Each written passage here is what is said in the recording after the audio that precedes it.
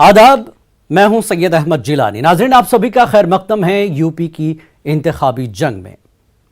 उत्तर प्रदेश की सियासत में सियासी सरगर्मियां उरूज पर हैं और इस बार दिलचस्प पहलू यह है कि सभी सियासी पार्टियों ने खवातीन पर खुसूसी तवज्जो मरकूज कर रखी है। खासकर यूपी कांग्रेस में जब से कमान प्रियंका गांधी ने संभाली है, तब से यूपी में कांग्रेस खवातीन की फलाह बहबूद के लिए मुतादिद स्कीमात का ऐलान कर चुकी है। लेकिन अब देखना अहम है कि खवातीन की फलाह बहबूद के ये वादे सिर्फ चुनावी मौसम के वादे हैं या चुनाव के बाद भी कांग्रेस को खवातीन की याद रहेगी। देखिए रिपोर्ट।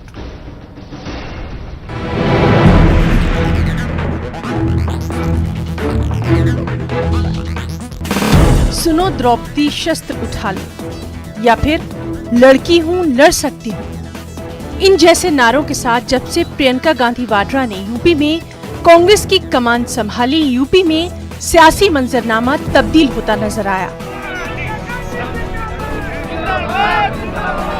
प्रियंका गांधी ने औरत को हिम्मत, ममता और उम्मीद से तशबीह तक दे डाली। प्रतिज्ञा रैली का ऐलान कर दिया, यानी प्रियंका गांधी ने अब यूपी में अगले 100 दिन का एक्शन प्लान तैयार कर लिया है। बाकायदा 2-2 लोगों की 4000 टीमें तैयार की जा रही हैं और हर टीम रोजाना कम से कम 50 खवातीन से राब्ता करेगी। टारगेट है हर रोज 2 लाख खवातीन से राब्ता। कांग्रेस यूपी की 403 सीटों में से 100 पर खुसूसी तवज्जो मरकूज कर रही है। अपने मैनिफेस्टो में भी कांग्रेस ने खवातीन के लिए मुतादिद सहूलियात का जिक्र किया। खवातीन के लिए 40% टिकट, लड़कियों के लिए स्कूटी, 3 मुफ्त LPG। हर जिले में हुकूमत में आने पर यूपी की वीरांगनाओं के नाम से खुसूसी स्किल कॉलेज का क़याम। और ये सब ऐलानात प्रियंका खुद करती दिखाई दे रही हैं। यानी कांग्रेस की नैया पार लगाने के लिए उत्तर प्रदेश में तो कम से कम प्रियंका ने एड़ी चोटी का जोर लगा दिया है। ये बात नहीं है, ये महिलाओं की लड़ने की बात ये पहली बार हम नहीं कर रहे हैं, ये आपसे ही उभरी है। और यहाँ पे जो हमने 2 सालों से जो काम मैंने यहाँ किया और मैंने देखा कि जहाँ जहाँ मैं गई वहाँ पे महिलाएं अपने हकों के लिए लड़ रही हैं। खास तौर से जो नौजवान महिला है वो सहना नहीं चाहती है, वो सहने में कोई उसके का ग्लोरिफिकेशन नहीं होना चाहिए। वह अपने हक के लिए आज लड़ने को तैयार है और लड़ेगी। उस भावना से हमने ये घोषणा पत्र बनाया है ताकि लड़ने में हम मदद करें, समर्थन दें और महिलाओं को हम पूरी तरह से सशक्त बनाएं।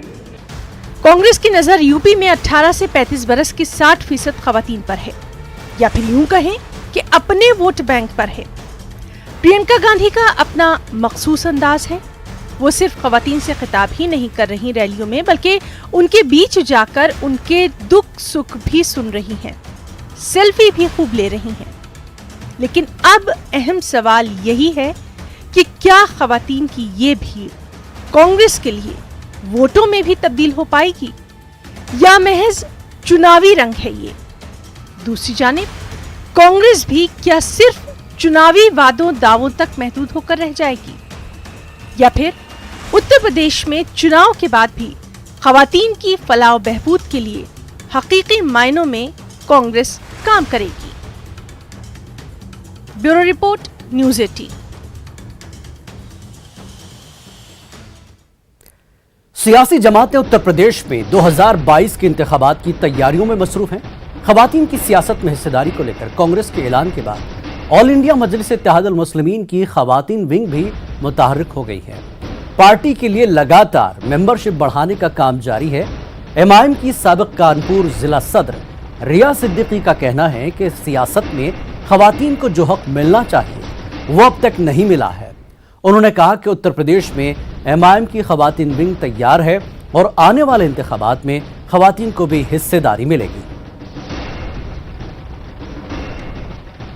हमने सदस्यता अभियान चला रहे हैं और आज हम लोग कैंट विधानसभा में जनसंपर्क भी करके आए हैं, पार्टी की नीतियों को उजागर कर रहे हैं। और मेरा मोटिव ये है कि बराबरी के सम्मान में महिलाएं मैदान में हों।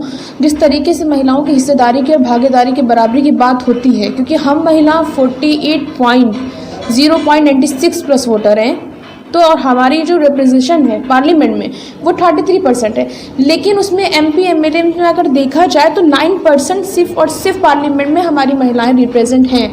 तो मेरा ये एम है कि हम 33% पे उसको रिप्रेजेंट 9% है उसको 33% पे करें।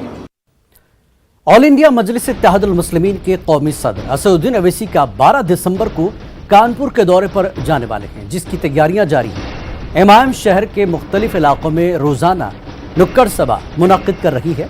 इसके जरिए आवाम को अवैसी के जलसे में शिरकत की दावत दी जा रही है। मीटिंग के जरिए मुस्लिम इलाकों के लोगों को बेदार करने की कोशिश की जा रही है कि वो मुत्तहिद हो जाएं।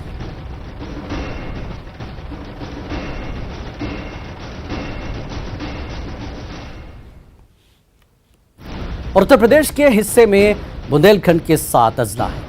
इन 7 अजला में 80 लाख की आबादी है और 19 असेंबली हल्के हैं। बुंदेलखंड का शुमार उत्तर प्रदेश के पिछड़े अजला में होता है। यहाँ के लोगों का कहना है कि हुकूमतें आई गईं, पर बुंदेलखंड का इलाका वैसा ही रहा। तरक्की के नाम पर यहाँ कुछ नहीं हुआ। हमारे नुमाइंदे ने बुंदेलखंड के चुनिंदा सहाफियों से यहाँ के हालात को जानने की कोशिश की। हमारे साथ झांसी का पत्रकार वर्ग भी आज शामिल हुआ है, जो बेहद बारीकी से बुंदेलखंड की राजनीति का ज्ञान रखते हैं। तमाम चुनाव लोगों ने कराए हैं। आज हम बात करते हैं, ये बताइए, अगर हम बात करते हैं बुंदेलखंड की राजनीति की, तो 7 जिले, 19 विधानसभा और तकरीबन 80 लाख मतदाता। ऐसा क्यों होता है कि हर बार यहाँ का जो राजनीतिक समीकरण है वो चुनाव के दौरान बदलता रहता है? क्या वजह होती है? प्रमुख मुद्दे क्या हैं? अगर वास्तविक देखा जाए तो जो कांग्रेस ने बुंदेलखंड के लिए काम किए थे, शायद बाद में आने वाली सरकारें वो काम नहीं कर पाई हैं, क्योंकि वादे सभी सरकार ने किया। BSP को भी बुंदेलखंड ने बहुमत अच्छा दिया था, समाजवादी पार्टी को भी अच्छा दिया और BJP को तो 100% बहुमत दिया। लेकिन हर सरकार ने बुंदेलखंड के लिए वादे बड़े बड़े किए, लेकिन एक भी सरकार ने वादे पूरे नहीं किए। देखिए, ऐसा है कि बुंदेलखंड की राजनीति जो है हमेशा बुंदेलखंड के लोगों को केवल वोट तक सीमित रखने पर ही सीमित रही है। तमाम राजनीतिक दल ऐसे हैं जिन्होंने केवल बुंदेलखंड के लोगों की जो इस क्षेत्र का पिछड़ापन है, जो इस क्षेत्र की भौगोलिक स्थिति है, जो इस क्षेत्र की समस्याएं हैं, उनको चुनावों में कैश कराया है। हकीकत में देखें या धरातल पे अगर हम उतर के देखें तो आप किसी भी सरकार का एक प्रोजेक्ट कांग्रेस के पुराने समय को छोड़ के बता दीजिए जो बुंदेलखंड के लिए हुआ हो। नहीं, आज जो भारतीय जनता पार्टी की सरकार में जो स्थिति है बेरोजगारी को लेके, वो काफ़ी ख़राब है। पिछले कई सालों से जो है जितने पेपर लीक हुए हैं उससे बेरोजगारी चरम पर है। तो कहीं ना कहीं बेरोजगारी जो है एक बड़ा मुद्दा रहेगा चुनावों में और BJP को इससे काफ़ी नुकसान होगा। क्या युवाओं के साथ वो न्याय हो पाया जो युवाओं को लेकर के तमाम सियासी पार्टियां वादे करती हैं? जिस तरह से युवा बुंदेलखंड में बेरोजगार रहे, यहाँ से पलायन होता रहा युवाओं का, बड़ी मात्रा में यहाँ से युवा बाहर पलायन करके गए हैं, जो अभी भी सब्जी का और रेडी का ठेला लगा रहे हैं। लेकिन युवाओं की सबसे बड़ी समस्या ये है कि युवाओं को अब लोग लुभावन वो दिए जा रहे हैं ढकोसले कि हम आपको लैपटॉप देंगे, वो कह रहे हैं कांग्रेस कह रही है हम स्कूटी भी देंगे, तमाम इस प्रकार के दिए। लेकिन युवाओं को अब तय करना है जो बेरोजगारी की सबसे बड़ी समस्या है। इस बार युवा केवल और केवल बेरोजगारी में वोट करेगा। जैसे सपा है, सपा भी वादे कर रही है, BJP भी टैबलेट के वादे कर रही है, तमाम वादे कर रही है। कुछ BJP ने भी अच्छे काम किए हैं, लेकिन सपा की जो रही है ठप्पा लगा है सपा पर गुंडई का, वो अभी भी लोगों के मन में भय है। नहीं, देखिए ऐसा है कि वादे तो यहाँ हर बार किए जाते हैं। बुंदेलखंड के अंदर कोई भी पार्टियाँ आती हैं, वादे करके नेता वोट लेकर अपना भला करते हैं, लेकिन वादे कोई युवाओं के लिए कोई काम नहीं है। नौकरियाँ कुछ नहीं है, ना कोई उनके लिए। और अब तो एक चीज़ नई चीज़ और देखने को मिल रही है सरकार में कि ऑनलाइन पर लगा दिया गया है। सिर्फ हर रोज़ कोई ना कोई योजनाएं ऐसी आ रही हैं कि ऑनलाइन की, कंप्यूटर की लाइन में जनता लगी परेशान हो रही है और काम कुछ भी नहीं हो रहा है। देखिए, जहाँ तक भाजपा पार्टी की बात है तो किसानों का मुद्दा शुरू से ही चला आ रहा है और हर पार्टी ये वादा कर रही है, हर पार्टी कह रही है कि हम किसानों के लिए खड़े हैं और किसानों के लिए जो है हम हर संभव प्रयास करेंगे, किसानों को जो है मदद मिल सके। लेकिन सरकारें केवल बोल रही हैं, कर कोई भी नहीं रहा है। बीते दिनों बात की जाए बुंदेलखंड की तो यहाँ थोड़ा सा खाद को लेकर के समस्याएं काफ़ी हैं। ये क्या लगता है चुनाव को प्रभावित करेगा ये मुद्दा? नहीं, ये इतना बड़ा मुद्दा नहीं है कि चुनाव पे इसका कोई असर पड़े। पिछली सरकारों में तो भैया हम खुद किसान हैं, लाठी हमने भी खाई है खाद के लिए, महीनों खाद नहीं मिलता था। ये सॉर्ट आउट हुआ मैटर के नहीं हुआ, लेकिन इसका कोई विशेष असर नहीं पड़ेगा। चलिए, चुनावी परिचर्चा में तमाम मुद्दों पे बात बनी, लोगों की राय आई। एक सबसे पढ़ा लिखा वर्ग, पत्रकार वर्ग बुंदेलखंड का, उसकी भी राय सामने आई। तो निकल कर ये सामने आ रहा है कि 2022 के विधानसभा चुनाव में जनता सत्तारूढ़ मौजूदा भाजपा को अपना दोबारा प्रतिनिधित्व करने का मौका देती है या सत्ता के मन में कोई परिवर्तन होता है, इसको लेकर के फिलहाल कयास लगाए जा रहे हैं। अब आने वाले 2022 के विधानसभा चुनाव जब नज़दीक आएंगे और चुनाव में तकरीबन 1 महीने का समय बचेगा, तब जा कर के स्थिति बुंदेलखंड की स्पष्ट हो पाएगी कि क्या भारतीय जनता पार्टी अपना अभेद किला बचाने में कामयाब हो गई है या फिर समाजवादी पार्टी ने भारतीय जनता पार्टी के बुंदेलखंड के इस अभेद किले में सेंधमारी कर दी है। अश्विनी मिश्रा, न्यूज़ 18, झांसी। ललितपुर में कांग्रेस लीडर प्रियंका गांधी ने किसान खानदानों के जख्मों पर मरहम रखने का काम किया है। उन्होंने उन किसानों के अहल खाना को माली मदद फराहम की है जिनकी खाद की कमी की वजह से जान गई। प्रियंका गांधी ने 3 किसान के अहल खाना को 4-4 लाख रुपए के चेक भेजे हैं। वहीं उन्होंने एक किसान की 5 लाख रुपए की मदद की है। वाज़ेह है कि गुज़श्ता दिनों जिले में खाद की किल्लत के बायस निस्फ दर्जन किसानों की मौत हो चुकी है। किसानों की मौत के मामले को संजीदगी से लेते हुए कांग्रेस लीडर प्रियंका गांधी भी ललितपुर पहुंची थी। उन्होंने किसानों के अहल खाना से मुलाकात की थी और उन्हें मदद का यकीन दिलाया था। इसी सिलसिले में आज साबिक मरकजी वजीर प्रदीप जैन आदित्य और कांग्रेस के सीनियर लीडर बृजलाल खबारी ललितपुर आए और प्रियंका गांधी के जरिए भेजे गए चेक किसान खानदानों में तकसीम किए। प्रेस कॉन्फ्रेंस करने का केवल एक ही उद्देश्य था कि पिछले विगत महीनों में जो खाद की किल्लत के समय हमारे कुछ किसान यहाँ पर शहीद हो गए थे, लाइन में लगा था, वो ख़त्म हुआ। तो उनको जब इस खबर को हमने जब आदरणीय प्रियंका गांधी जी को भेजी, जो हमारी राष्ट्रीय महासचिव और उत्तर प्रदेश की प्रभारी हैं, तो उन्होंने इस मामले को संज्ञान में लेकर के तुरंत यहाँ आने का, ललितपुर में आने का फैसला लिया। तत्काल वो आकर के उस घर परिवार में गई जिस परिवार में ये घटना घटी थी। वहाँ पर उन्होंने उस परिवार की जो हालत देखी, उस हालत को देख करके काफ़ी गंभीर और गमगीन हुई। उन्होंने फैसला लिया कि इन परिवारों को हम कुछ ना कुछ आर्थिक सहयोग कर दें, जिससे इनके जो घाव हुए हैं, दुख दर्द है, ये थोड़ा मरहम लगाई जा सकती है। तो उन्होंने 4 किसानों को चेक भेजी है। हमने उन 4 किसानों को चेक दी है, नाम भी आपके सामने आ जाएंगे। तो हमने 3 किसानों को 4-4 लाख रुपए की चेक दी है। एक किसान को 3 लाख की चेक और 2 लाख का RTGS किया है। और बागपत पहुंचे समाजवादी लीडर राम आश्रय विश्वकर्मा ने इंतखाबात के मद्देनजर पार्टी कारकुनों के साथ मीटिंग की। उन्होंने कांग्रेस और बीजेपी पर जमकर हमला बोला। उन्होंने कहा कि कांग्रेस की खराब पॉलिसी की वजह से यूपी में कांग्रेस दोबारा इख्तिदार में नहीं आई। राम आश्रय ने कहा कि अखिलेश यादव लाल टोपी पहनकर अवामी तहरीक चला रहे हैं, जिसकी वजह से बीजेपी डरी हुई है। प्रदेश से आज 1989 के बाद से लेकर के आज तक कांग्रेस की सरकार उत्तर प्रदेश में पुनः वापस नहीं लौट पाई।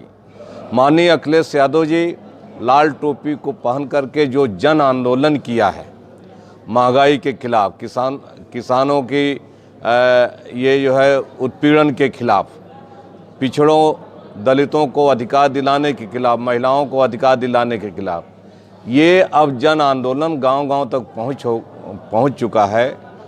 2022 में यही जन आंदोलन उत्तर प्रदेश से भारतीय जनता पार्टी को हटाएगा और 2024 में केंद्र से बीजेपी को हटाएगा। इसलिए आदरणीय नरेंद्र मोदी जी को लाल टोपी से परेशानी हो रही है, घबरा रहे हैं, इसलिए वो लाल टोपी का बार बार नाम ले रहे हैं।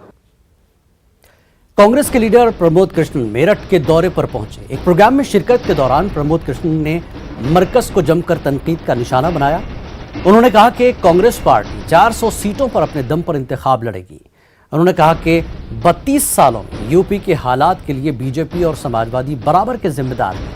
उन्होंने कहा कि एसपी और आरएलडी को ईडी और सीबीआई का खौफ है। कांग्रेस वाहिद जमात है जो बीजेपी से मुकाबला कर रही है। करानी है तो किसी को भी वोट देने के लिए आज़ाद हैं, लेकिन अगर इस उत्तर प्रदेश को वही उत्तम प्रदेश बनाना है गंगा जमुनी तहजीब की मिसाल बनाना है तो प्रियंका गांधी की क़यादत में कांग्रेस को जिताना होगा। सलमान खुर्शीद एक देशभक्त आदमी है और एक सेकुलर आदमी है। उन्होंने जो कहा है उसको समझने में भूल हुई। अच्छा, 40% एक तरफ बीजेपी है, दूसरी तरफ सपा और आरएलडी है, उसमें कांग्रेस कहाँ अपने आप को पाती है? भारतीय जनता पार्टी, समाजवादी पार्टी और बहुजन समाज पार्टी, राष्ट्रीय लोक दल, ये सब ईडी और सीबीआई का गठजोड़ है। जो बीजेपी से डरता है वो कांग्रेस की मुखालफत करता है। पूरे मुल्क में नेहरू गांधी खानदान और कांग्रेस पार्टी एक ऐसी है, न भाजपा से हम डरे हैं न कभी डरेंगे।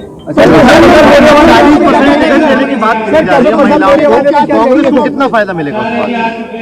40% महिलाओं को टिकट देने का फैसला ऐतिहासिक फैसला है। प्रियंका गांधी का ये जो फैसला है, एक दिन मुल्क की सभी राजनीतिक पार्टियां इस फैसले पर अमल करने के लिए मजबूर हो जाएंगी।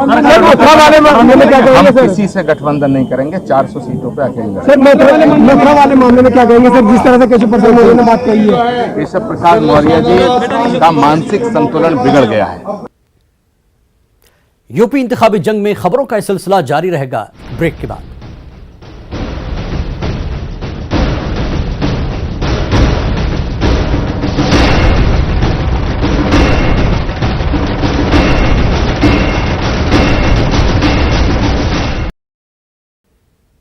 यूपी इंतखाबी जंग में एक बार फिर आप सबका इस्तकबाल है। उत्तर प्रदेश में 2022 के असेंबली इंतखाबात का बिगुल बज गया। तमाम सियासी पार्टियां आवाम को अपनी तरफ मुतवज्जे करने की कोशिश में मसरूफ हैं। आवाम के दिल में क्या है ये जानने की हमारी टीम पहुंची धौलाना असेंबली हल्के में। यह हल्का हापुड़ जिले में आता है और 2017 में यहां से बहुजन समाज पार्टी के असलम चौधरी ने जीत दर्ज की थी। असलम चौधरी ने बीजेपी के रमेश चंद तोमर को 3,576 वोटों से शिकस्त दी थी। हम हैं इस वक्त धौलाना विधानसभा के गांव डोमा टीकरी में और यहां से जानेंगे कि यहां के ग्रामीण किस पार्टी को सपोर्ट करेंगे और क्या विकास को वोट देंगे या फिर किसी और पार्टी का रुख करेंगे, बदलाव चाहेंगे या फिर दोबारा योगी सरकार आएगी। क्या नाम है आपका? आप बताइए। विजयपाल। अच्छा, इस बार किसको सपोर्ट करेंगे आप? बीजेपी के लिए। बीजेपी? क्यों बीजेपी? क्यों बीजेपी को वोट देंगे? बीजेपी को वोट क्योंकि हिंदू की असली सरकार है। हमारे यहाँ तो विकास की बिल्कुल एकदम आंधी आ चुकी है। बहुत बढ़िया विकास हो रहा है और योगी जी सरकार बनाएंगे अब के भी और पूर्ण बहुमत से बनाएंगे सरकार। आप बताइए, गांव में कितना विकास कार्य हुआ है और किस पार्टी को आप सपोर्ट करेंगे इस बार?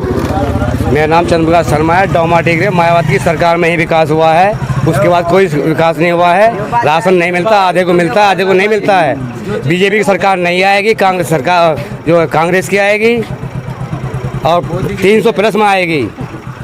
और ये सरकार इतनी है कि चीन इस पर कब्जा करवा देगा तो मोदी रहा तो आप अब किस पार्टी को सपोर्ट करेंगे? कांग्रेस को करेंगे। कांग्रेस को करेंगे।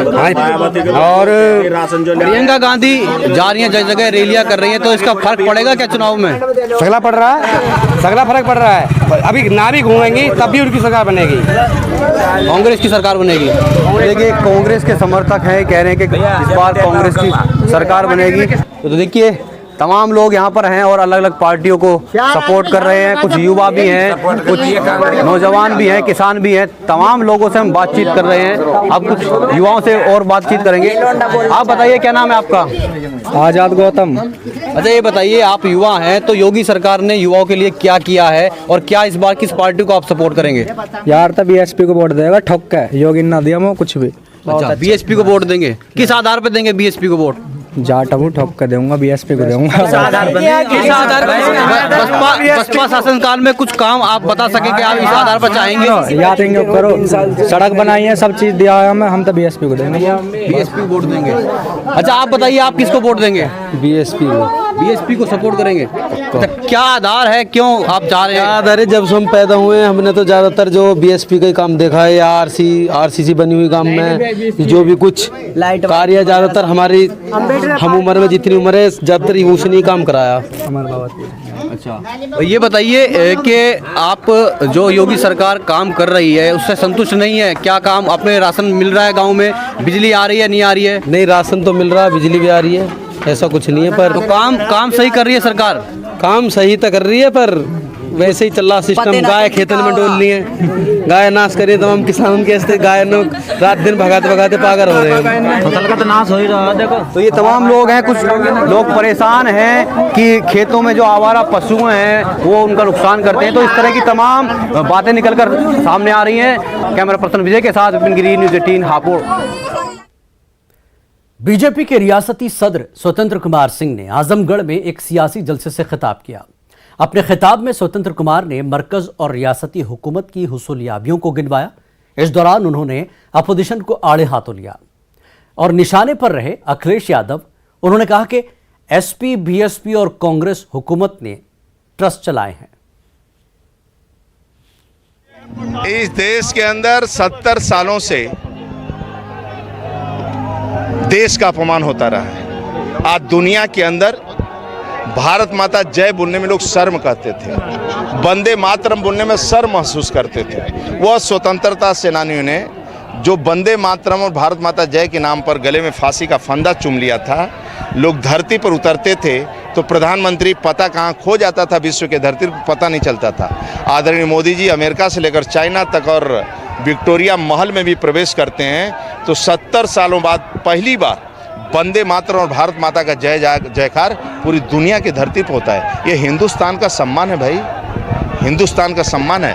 और इस देश के अंदर इन्हीं लोग जिनका आप नाम ले रहे हैं, जो ट्रस्ट चलाते हैं, सपा, बसपा, कांग्रेस, आप जो ट्रस्ट चलाते हैं, पार्टी नहीं चलाते हैं। ये लोग कहते थे राम मंदिर पर अस्पताल बना दिया जाए, आज उसी मंदिर के लिए जा रहे हैं मत्था टेकने के लिए, रात दिन लोग आ रहे हैं। ये देश का अपमान करते हैं, शंकराचार्य का अपमान करते हैं, भगवा का अपमान करते हैं और हिंदुस्तान का अपमान करते हैं, समाज का अपमान करते हैं, गरीब का अपमान करते हैं। ये कोई शासन थोड़ो चलाते हैं, ये ट्रस्ट चलाते हैं, लोकतंत्र चलाते हैं, अपमान करते हैं देश। उत्तर प्रदेश में इलेक्शन की तारीखों का ऐलान तो नहीं हुआ पर तैयारियां जोरों शोर से जारी हैं। एक तरफ जहां रैलियों, जलसों और पब्लिक मीटिंगों का सिलसिला जारी है तो वहीं पुलिस भी अपनी तैयारी में जुटी हुई है। झांसी के एसएसपी शिवहरि मीणा ने इस सिलसिले में खुसूसी मीटिंग की और इंतखाबात की तैयारियों का जायजा लिया।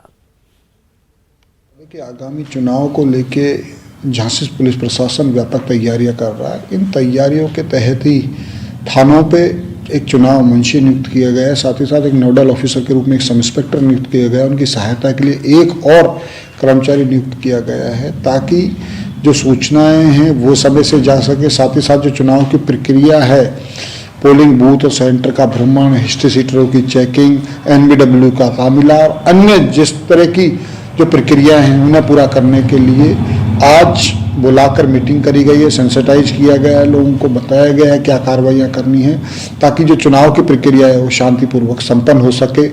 जनता जनमानस भयमुक्त होकर स्वतंत्र निष्पक्ष चुनाव कर सके, इसके लिए झांसी का पुलिस प्रशासन पूरा प्रयास कर रहा है। निश्चित रूप से ये प्रयास का प्रतिफल रहेगा कि चुनाव सकुशल संपन्न होंगे। समाजवादी लीडर राम गोविंद चौधरी आज बरेली पहुंचे। इस दौरान उन्होंने बथरी चैनपुर असेंबली हलके में आवामी प्रोग्राम में शिरकत की। मीडिया से बात करते हुए उन्होंने कहा कि जिस दिन बीजेपी का सफाया होगा और एसपी की हुकूमत बनेगी उसी दिन जेल के दरवाजे खुलेंगे और आजम खान जेल से बाहर आएंगे। उन्होंने कहा कि लाल टोपी बीजेपी के लिए अलर्ट है। उन्होंने तंज करते हुए कहा कि अब तक ज़ाब्ता अखलाक नाफिज हो जाना चाहिए था पर इसको नाफिज नहीं किया गया। उन्होंने कहा कि जब तक वज़ीर आज़म पूरी रियासत का दौरा नहीं करते उस वक्त तक ज़ाब्ता अखलाक नाफिज नहीं किया जाएगा। आज हम तो वहीं उनको कहाँ गएंगे आएंगे, वो तो पार्टी में है भैया, उनको कहाँ से आएंगे, वो तो है जेल से करवाएंगे, वो तो कानून में है, तो कानून में है। समाजवादी पार्टी इतना लड़ाई चलने को लड़ी, खुद एक पार्टी का राष्ट्रीय अध्यक्ष पूर्व मुख्यमंत्री साइकिल चलाया, अब इससे बड़ी आंदोलन क्या हो सकता है। लेकिन ये भी भारतीय जनता पार्टी का जब सफाया हो जाएगा उसी दिन जेल के फाटक खुलेगा, आजम खाजी आ जाएगी। जितनी पैरवी होनी चाहिए थी उतनी पैरवी हुई है उनकी, जितनी पैरवी होनी चाहिए थी उससे अधिक, जितनी पैरवी होनी चाहिए थी उससे अधिक पैरवी हुई है। तो यूपी इंतखाबी जंग में आज फिलहाल इतना ही। कल आपसे फिर होगी मुलाकात। आदाब।